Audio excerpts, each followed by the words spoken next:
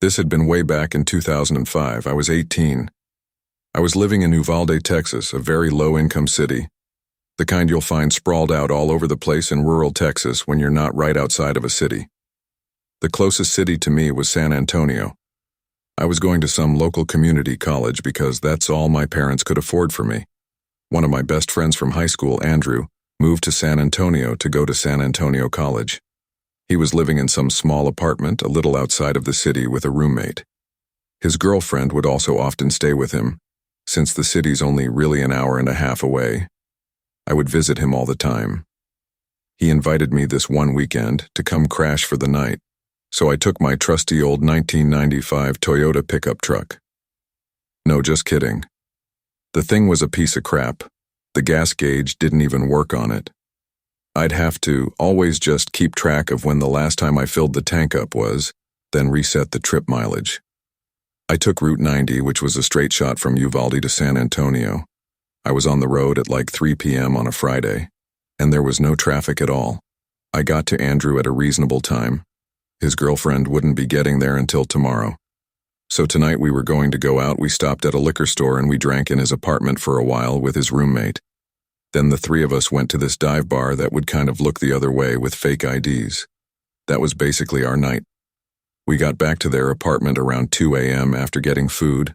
I slept on the couch. The next day would have almost been the same thing, but Andrew and his girlfriend were having issues all day, and as the two of them got drunker as the night progressed, she started yelling at him in front of me, and it got really awkward and uncomfortable. I didn't really have much to drink that day because I was already iffy about staying the night with her there.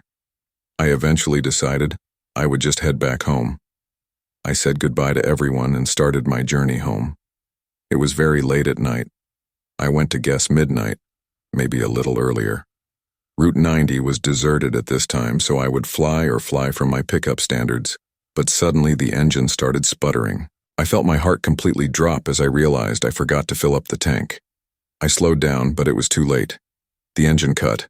I pulled to the side of the road and tried starting it a few times, but it did no good. I took out my cell phone, which was equally as shitty as my truck, and I tried to get a signal. No shot. I couldn't even call for help. I had to just put my hazards on and hope a good Samaritan would pass. You wouldn't believe how long I sat on the side of the road before seeing headlights. I waved my arms as the car approached, but it zoomed past me, ignoring me. This happened again after another 10 minutes or so. I was starting to feel hopeless, like maybe I should just sleep in my car and wait till sunrise to get help. So that's what I was going to do. I got inside my car, took the key out of the ignition to cut the battery, and just angled my seat back to go to sleep. I would hear the occasional car zooming past like once every 10 minutes, but it didn't feel worth waving people down in the dark. It seemed sketchy for myself and to the people on the cars, but when I was starting to actually drift away to sleep, a car door closing from behind me woke me up. I looked in the rear-view mirror and saw a car pulled up behind me with its headlights off. I turned around now to get a better look. There was some big pickup truck, but I couldn't see anyone inside of it, nor did I see anyone outside of it. Maybe someone pulled over to help. I got out of the car and said, "Excuse me," to no response. I walked closer to the truck just to confirm no one was inside. Then I walked back to my car. This was weird. I looked towards the trees on the side of the road. Maybe someone was pissing in the woods. I went back inside of my car and locked the door. This was just too weird. Suddenly, there was a tap at my window. I jumped. I looked to see a man looking down at me into the car, smiling. I didn't do anything yet. He said, "Hey buddy, you need a hand?" I lowered the window a crack and said, "Hey, I ran out of gas." The man said, "That's quite the predicament. Step out and give me a hand with this real quick." When he said this, I thought he meant help him with a gas jug to fill up my tank or something. Honestly, and so I stepped out of the truck and shut the door, expecting him to lead me to his truck, but he stood there, looked down at me because he was much taller, still smiling, and said, "I need you to empty your pockets, please." It took me a second to process what he meant. I was literally a broke college student driving a piece of shit pickup truck. I wasn't about to get robbed of the only cash I had and my phone.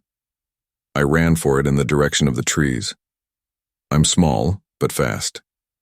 I turned around and saw he was chasing after me. Once I made it into the trees, I zigzagged all over the place until I seemed to lose him.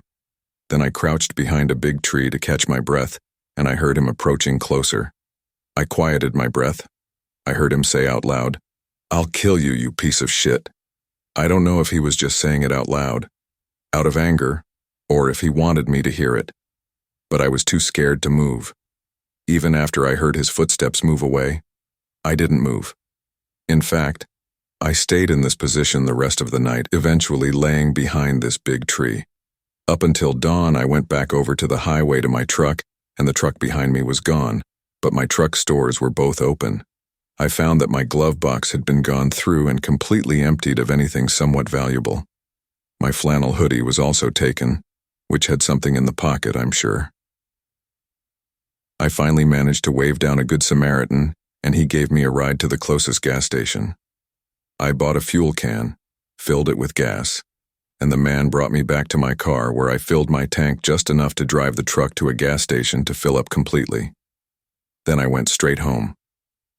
This was a real-life learning experience for me, that there are bad people out there who will try to take advantage of you when you're in a vulnerable spot.